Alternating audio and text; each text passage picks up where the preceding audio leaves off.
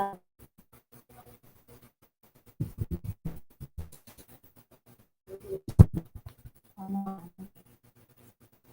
kasi yung low ang ano namin dito ay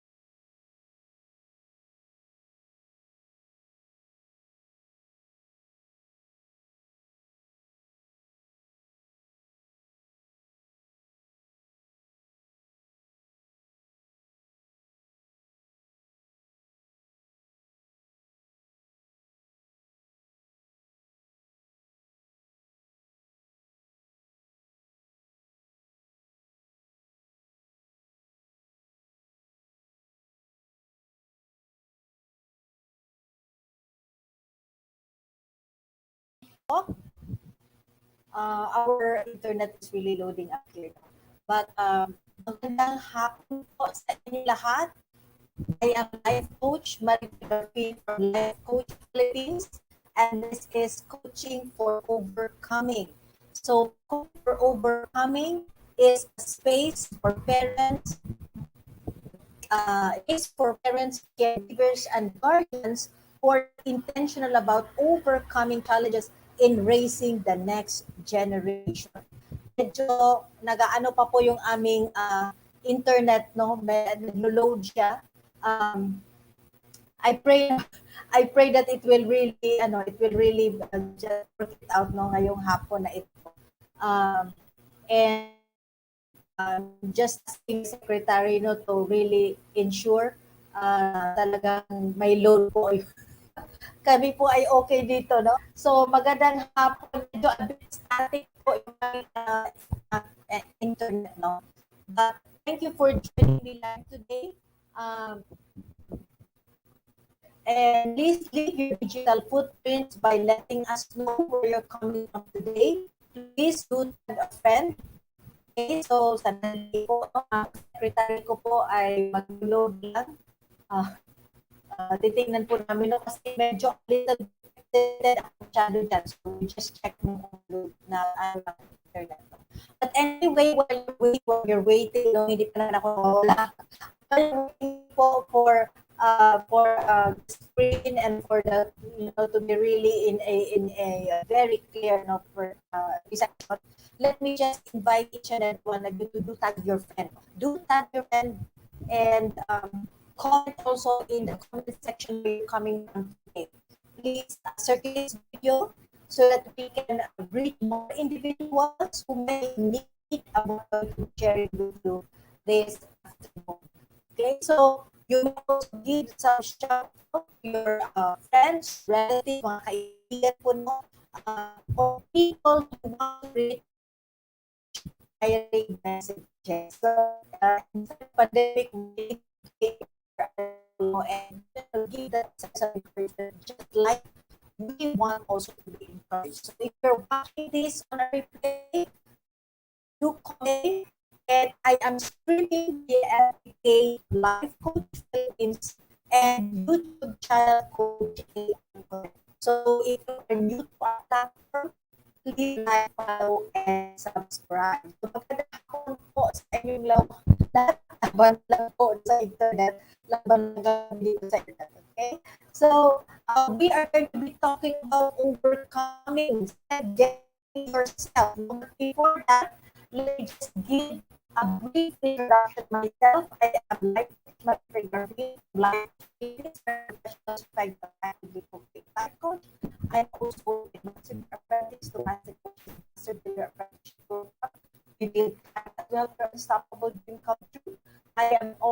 a scholar, master coach is six-figure public speaking career to be need. Ako, I'm registered nurse with also experience. No?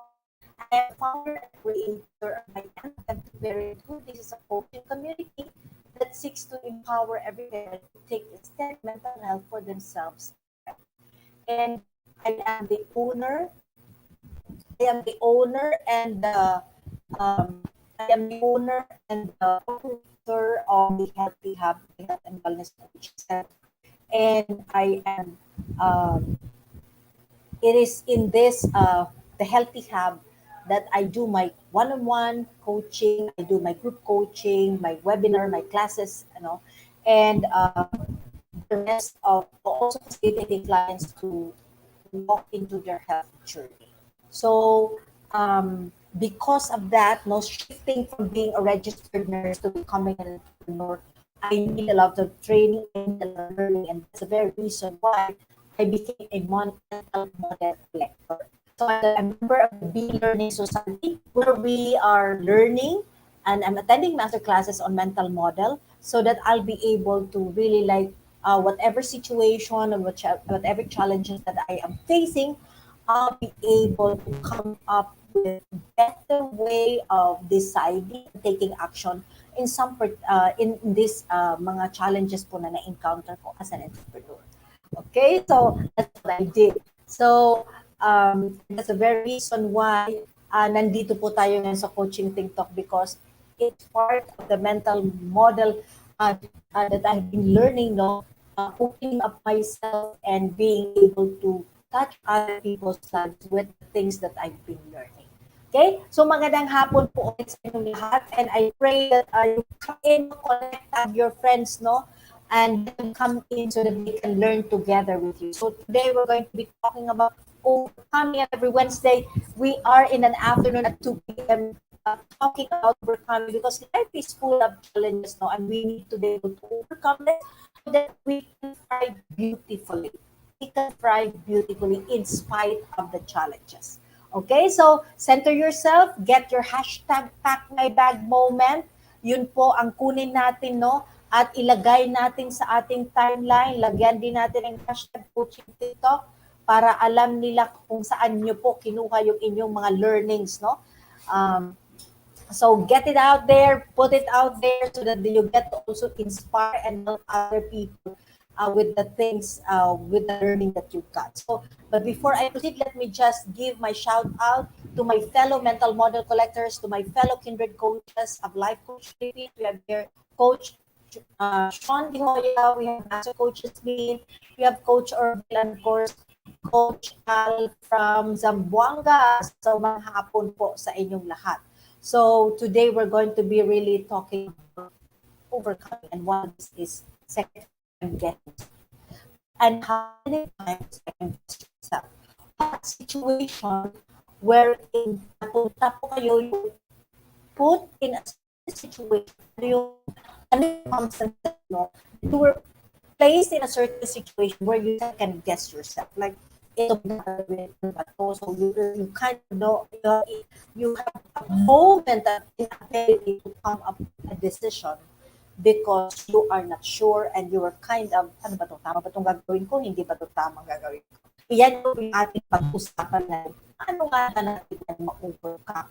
So, overcoming, second, guessing yourself is, ito yung nagsasabi po ko yung what is this right? Is this the right way or not? According to Jennifer Gottman, siya po ay isang clinical psychologist based in New York, and she said a lot of times when you are questioning, second guessing yourself this right or no, nandun po tayo sa space mo of really have a picture of what it should really be like. So meron tayong expectation, meron tayong standard susunod. And according to her, the fear of commitment and owning decision is the cause for this. So yung fear of commitment and owning the decision. Natatakot tayo, ito bang gagawin ko? Baka magkamali. Should I do this? Is this the proper way? Ito ba yung tama at mali? Though it has a purpose, no? It has a purpose because second guessing yourself will bring you back to really reflecting more, to really looking into hindi ka padalos-dalos sa decision. Okay, so it has a positive way, no, of really um, be able to really bring you to a good decision. But oftentimes than not, when it is persistent, when it happens all the time, yun na po yung nababind tayo. Tayo po ay parang nagkakaroon ng, how do you call it? Parang we are binded or we are caged from not being able to come up with a decision. So according to Sanam Hafiz, he's a neuropsychologist, no? He's a neuropsychologist. He said that second guessing yourself is a form of insecurity, anxiety, and lack of self-confidence. So isipin niyo po yun. Okay? So kayo ba ay agreeable? Are you agreeable with that it's a product of a study, no? It's a research base, no, that Sanam Hafiz, no, was able to come up with this conclusion that overcoming or second guessing yourself is a form of insecurity, anxiety, and lack of self confidence. So kind of look back into yourself, no, reflect. Ilang ulit ka ba or how many of your decision making have you second guessed yourself? Okay? Ano ba yung mga decision mo na ilan doon din, no? Yung nag-second guess ka, tama ba to? Ito ba talaga yung dapat kong gawin? So, how many of those have? Because as I've said, when it is already you questioning yourself, then that means you are unsure and you are afraid or a little bit, no, you're anticipating, may anxiety ka of what it will really, what will be the result. No? Ano yung magiging output? Kaya nagkakaroon tayo ng second guessing. So it is not, according to Sanam Hafiz, it's not being confident. So lack of oneself. Now, um, second guessing yourself has an impact to your mental health, no? It has also an impact to your mental health. That's why Sanam Hafiz were able to give us that description or a definition, no, of second guessing yourself. Now, according to a published study in 2003, those who constantly doubt their own judgment are prone to a wide range of psychological problems. Okay? So have you ever come up or have you ever met someone, if it's not you, say they know, if it's not you, someone you know who cannot move because they would always be like, kahit kakain ba ako o hindi? Mag-grocery ba ako o hindi? Okay? Should I take this course or not? Should I request for a promotion or not? Am I able to do this or not? So imagine everything that you do in a 24 hours. And all of the things that you do, it needs your decision making. It needs you to come up with a decision. And imagine you always second guessing yourself every decision making. How would 24 hours look like? Baka isa lang po yung magawa nating activity, no? You might be able to come up only with one activity kasi nga nag-second guess ka palagi, you know? So, ang nangyayari dyan is nagkakaroon ng impact doon sa oras mo. Okay, should I make the report or not? Should I do it mamaya, procrastinate or not? Okay, so kakainin yung oras mo, and then of course, the people in your space will be affected. Kasi nga, paano kung ikaw yung boss? At you need to come up with a decision, but yet you're not, you're second guessing yourself, and lahat ng decision is pending because of your decision. So it has really an impact in the workplace and even in your own home. Okay, even in your own home.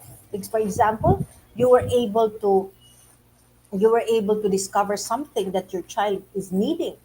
But because you're second guessing, matagal bago maibigay natin yung tulong or uh, uh, or uh,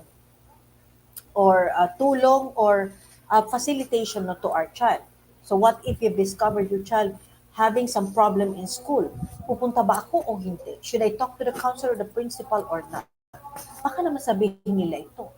Okay, so those are the things. And it can hamper, it can hinder, it can be a roadblock to a lot of things in your life. So pwedeng mag-stand still lahat habang hindi ka po nakakapag-desisyon. Okay?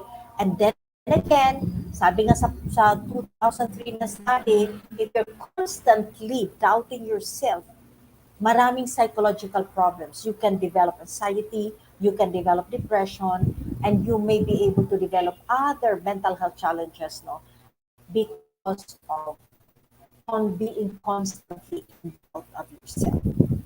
Okay? So how do we overcome this?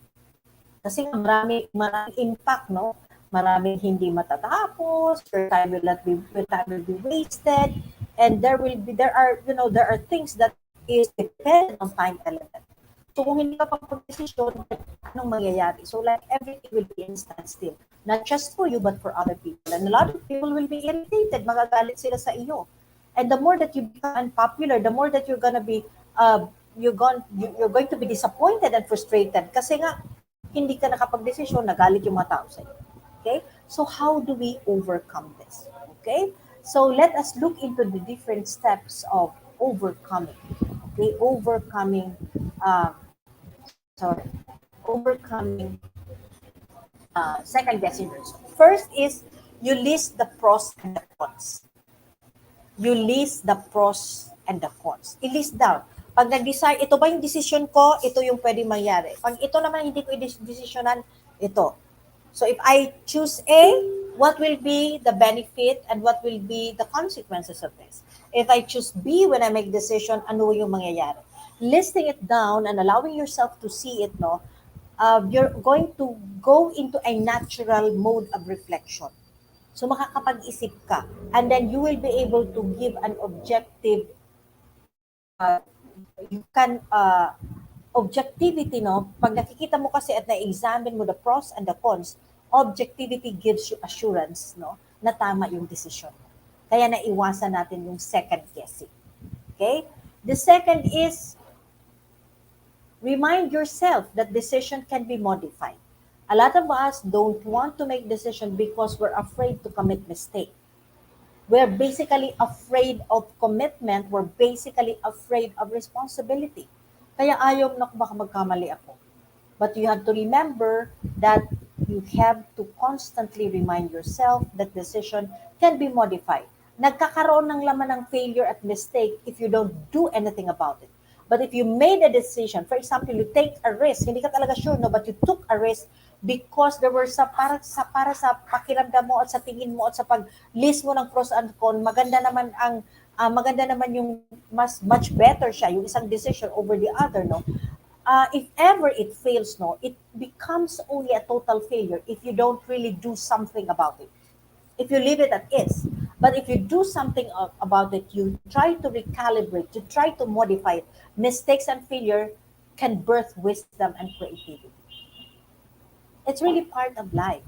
We really like nagkakaroon talaga tayo ng time to time, no? Kasi you cannot control. You cannot control what might happen, no? Because what you can only control is yourself and your decision. But it boils down, no, ginawa mo na lahat yung pros and con, maganda naman it gives you an objective, clear decision, still it didn't work out that way, you can still modify it. Never forget, mistakes and failure can birth wisdom and creativity and could give you a wonderful lesson, no, that for the next decision made, alam mo na kung anong gagawin. And thirdly is accept the element of uncertainty. Accept the element of uncertainty. There are so many things. There are so many things in life that you cannot control. In fact, no, what you can only control is yourself and how you react to certain situations. And if you accept the element of uncertainty, you know that even if plinansya mo na lahat, everything has been decided about, walang itis ito, anything can happen. Anything can disrupt it. Expectation cannot be met. There will always be expectation versus reality. So when you are working into accepting the element of uncertainty, you need to be able to build your confidence. Build your confidence. Because when you're confident, kahit po anong mangyari doon sa decision mo, para hindi ka magkaroon ng second guessing, you're gonna own up to the responsibility, you're gonna stand stand up for it, and you can modify it, and you can simply say, okay, this is what happened. I accept the responsibility, but here is one thing that we can do. Here is something that I can do with this one. So build your confidence, because only confident people will be able to say, we can modify it. There's something good that will still come out of this. And when you talk about building your confidence, you must be able to what? Continuously learn. Learning is very important. When a person stops and from learning and say, I have enough, his or her world closes up on him. His or her world closes up on him. Ibig sabihin, yung mundo po niya, yung ginagalawan niya, lumiliit. Yung nalalaman niya, yun lang. Kasi nag-close na lahat doon sa mga bagay na dapat pa niyang malaman. So, accepting the element of uncertainty is allowing you to build your confidence by learning, okay? By learning so that you can build your confidence, and you get also to like connect with other people. You can ask support from other people. You can read, you can listen, you can seek knowledge, no? Instead of saying ayoko na, you say I'm gonna learn so that I can come up with more basis wherein I can put in my idea, I can draw out some decisions that I needed to do on a day-to-day basis. So list your pros. If you want to overcome second guessing yourself, list your pros and your cons so that it will give you objectivity, and objectivity will in turn gives you assurance that you are doing right. Okay, you are deciding for the good. Remind yourself that decision can be modified. There's no failure unless you remain upon a decision na mali. And you have to remember, when you remind yourself that decision can be modified, and you accept that there might be mistakes that may come along the way, you can birth wisdom in yourself, and you can develop your creativity. And thirdly, you can accept the element of uncertainty. So yung mind mo is open that anything can happen, but but I am capable to overcome it because I am building my confidence. And confidence can only come when you're continuously learning, when you are in a space where you are accepted, not tolerated, when you are a space you where you can freely express yourself. Okay? So that's the three things that you can do to overcome, no? You try. What can you try sa tatlo pong ito? Each time you're about to second guess yourself, what what among these three steps can you do so that you can limit, if not tanggalin talaga, no? Limit second guessing yourself. Okay? So take a look at it, reflect, what can you begin? Okay? So, let me also remind each and every one of you, no, sabi nga sa Bible in Hebrews 11:1, now faith is confidence in what we hope for and assurance about what we do not see. So when there are times when you are really unsure, you did your pros and your cons, no? You have modified your decision making, no? You have anticipated na nako pag itong nangyari, sabi nga ni Charlie Munger sa mental model inversion, no? Na ano yung pwedeng mangyari, hindi ko yung gagawin because ano yung mali, hindi ko yung gagawin para I'll be able to come. In spite of all these things, no, uncertainty may come, but Hebrews 11:1 says, your faith, when it is strong and when it is founded in reality, no, you know that what you hope, no, what we hope for, and the assurance about what we do not see is there with us, is there in us. Okay? So never ever forget, faith is something, okay, when your faith when your confidence is anchored in your faith, then you're able to see, I have a big God. I am created to overcome. I have the ability and the capability to do, to be able to come up with a decision that is for the good of myself, of other people, and even if you're if you're a boss, my employees, and even the community and the people in my space. Okay? Now, if you're still struggling with confidence, if you're still not confident and you're not really at peace with yourself, no, na hindi ko naman talaga alam paano gawin to, Coach Marife, palagi na lang akong mali, ito talaga yung nangyayari, then let me invite you to join me in this class, Achieving Inner Peace. Because a lot of times, when we don't have the peace in ourselves, that's the time when we are commonly, palagi po tayo nagsisecond guess. We're second guessing because we don't have that peace within ourselves. So if you're one person who is seeking peace and you want that confidence in you, because we have to remember, peace birth out also, inner peace birth out confidence, because you know na salo ka, alam mo, you feel it in your heart. So if you are one person who is seeking and you're not really aware what is really an inner peace, join us in this class. Register now, connect with me, 0975-9952-382. Hinihintay ko lang po makomplete yung 5 student, and then we will move forward to really going into the program of doing this achieving inner peace. Okay? So let me also invite each and every one of you before I end this conversation of what we do as an organization of professional certified life coaches. Firstly, let me invite you this coming February 5. We will have a life coaching immersion class by Master Coach Jasmine. Okay, this is Saturday at 7:30 p.m. Basically, you will see an overview of what life coaching is and how it's going to impact you. So if you wanted to really level up your confidence, you want to grow, you want to discover who you are, sabi na nga kanina natin, no, you want to make sure, no, that uncertainty, accept uncertainty, and one of it is building confidence. So if you want to be able to build your confidence, you have a vast knowledge, okay, vast knowledge.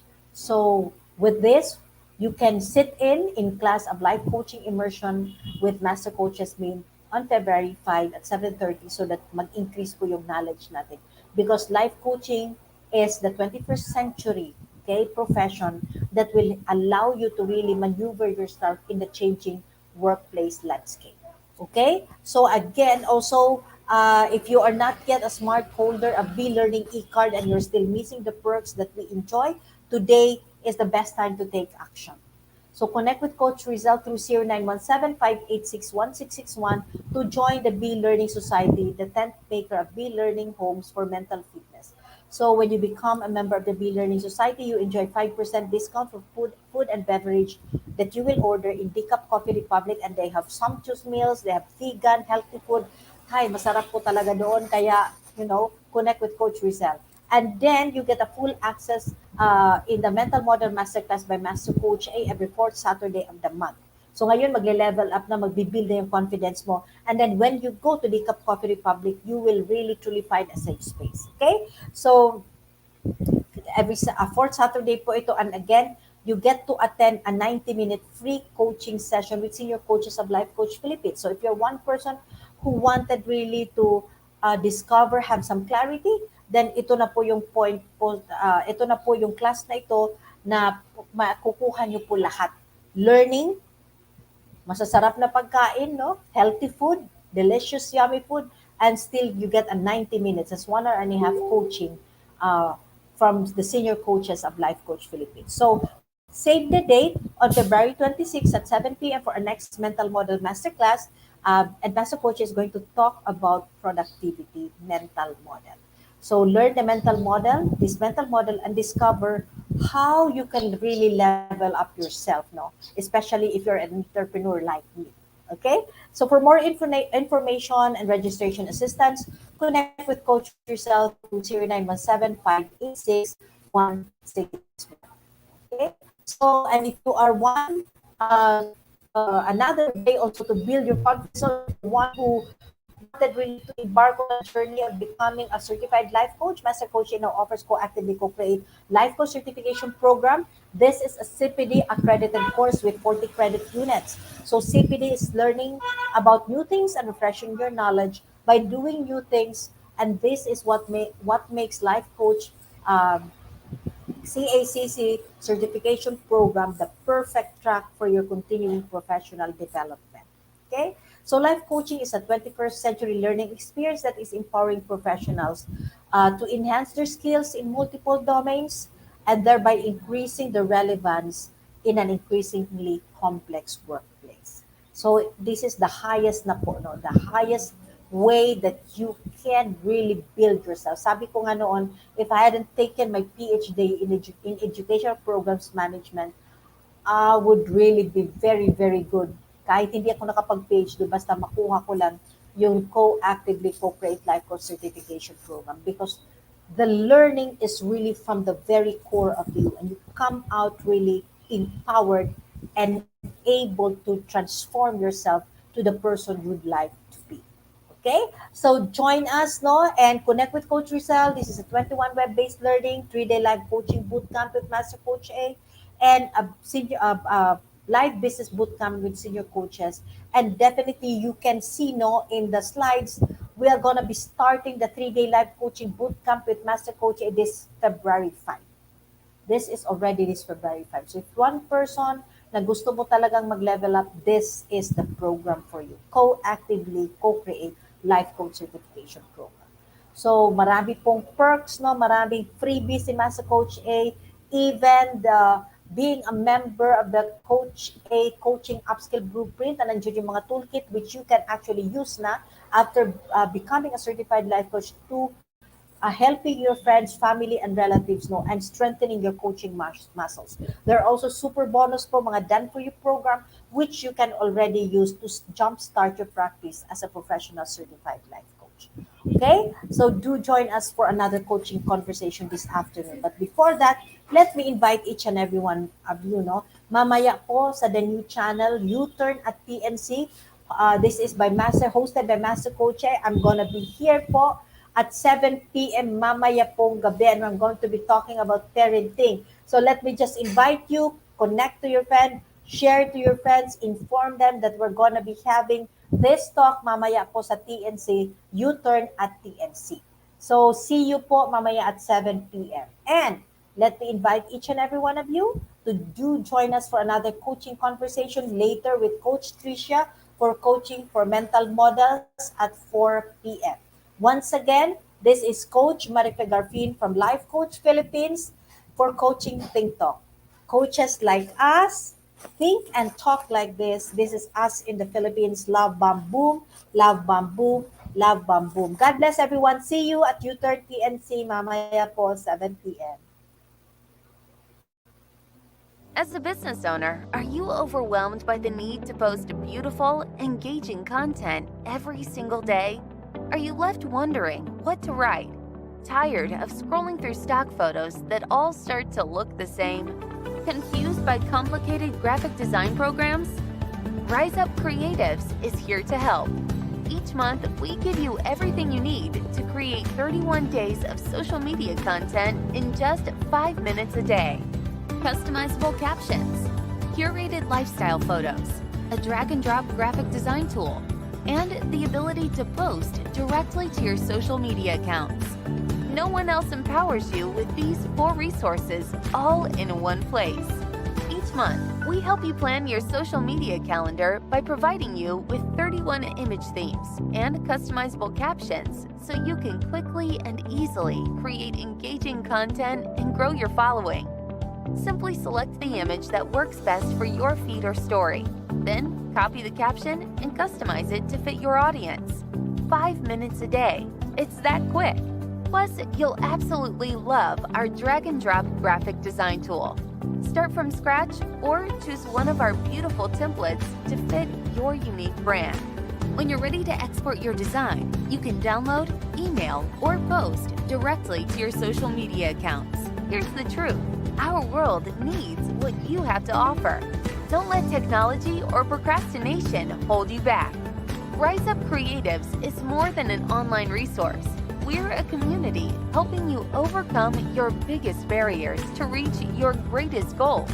We're here to help you rise up and be creative.